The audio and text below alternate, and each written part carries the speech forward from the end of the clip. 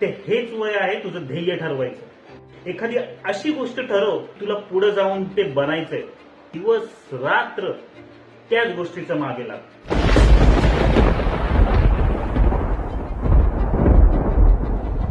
तेव्हा जाऊन तू मोठा होऊन ती गोष्ट सक्सेसफुल करशील. अरे आमच्या वेळीच आम्हाला सांगायला कोण नव्हतं, म्हणून मी तुला सांगतोय.